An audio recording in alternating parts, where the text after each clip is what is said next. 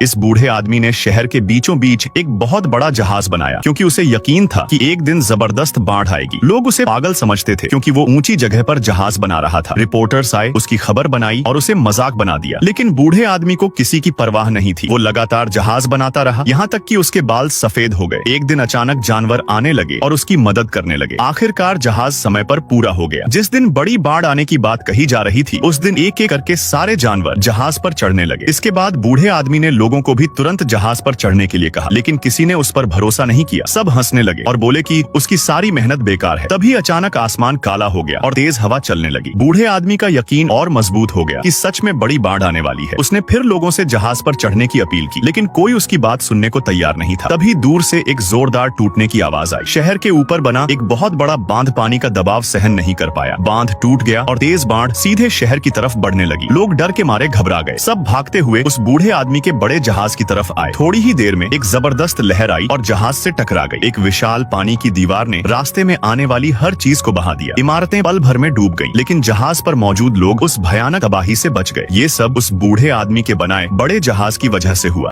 एक लड़का अर्जुन कागज पर एक सेब बनाता है और अगली ही सेकंड वो सेब सचमुच उसके सामने आ जाता है। ये देखकर अर्जुन पूरी तरह हैरान भी और खुश भी। एक्साइटेड होकर वो 4 और सेब बनाता है और अचानक 4 सेब ऊपर से गिर पड़ते हैं। उसे संभलने तक का मौका नहीं मिलता। अब तो वो जोर जोर से सेब बनाता ही जाता है और ऊपर से सेबों की बारिश शुरू हो जाती है। उसे समझ आ जाता है कि वो कागज पर जो भी चीज बनाएगा वो रियलिटी में बदल जाएगी। अर्जुन को लगता है बस सब लाइफ सेट हो गई और फटाक से अपने लिए एक ब्लू लैम्बोर्गिनी बना देता है। फिर उसे आइडिया आता है कि अपना दोस्त रोहित भी यहीं बुला ले। वो कागज पर उसका स्केच बनाता है और रोहित तुरंत वहीं टेलीपोर्ट होकर आ जाता है। अर्जुन उसे बताता है कि उसे एक ऐसी मैजिकल पेंसिल मिली है जो ड्राइंग्स को रियल बना देती है। रोहित को यकीन नहीं होता तो अर्जुन जमीन पर एक केला बनाता है और Rohit classic dog eat mud style में फिसलकर मुंह के बल गिर जाता है। इसके बाद अर्जुन उसके साथ मजे लेने लगता है। वो एक लेजर डॉग बनाता है जो रोहित के पीछे भागता रहता है और फिर मजाक मजाक में रोहित की टांगे ही इरेज कर देता है। रोहित दर्द से जमीन पर गिर जाता है। गुस्से में पेंसिल छीनता है और अर्जुन का सिर ही इरेज कर देता है। दोनों एक दूसरे पर ट्रिक्स आजमाते रहते हैं। इस मैजिकल पेंसिल के साथ उनकी जिंदगी पूरी तरह बदल जाती है। दोनों एकदम टॉप लेवल की लाइफ जीने लगते हैं। लेकिन कुछ ही दिनों बाद बुरी खबरें आने लगती हैं। टीवी पर न्यूज चलती है, किसी का लॉन में खड़ा ब्लू लैम्बोर्गिनी अचानक गायब हो गया। एक बच्चे का नया नया लाया हुआ केक हवा हो गया। ये सब उन्हें समझ आ जाता है, किसी की चीज को कहीं और ड्रॉ करके पुल किया जा रहा है। ऐसी और घटनाएं ना हो इसलिए दोनों भारी दिल से वो पेंसिल उठाकर समंदर में फेंक देते हैं। समय बीत जाता है, कितना किसी को नहीं पता। एक दिन वही पेंसिल एक सुपर पावर्ड लड़के को मिलती है और दुनिया एक नई खतरनाक कहानी की तरफ बढ़ने लगती है।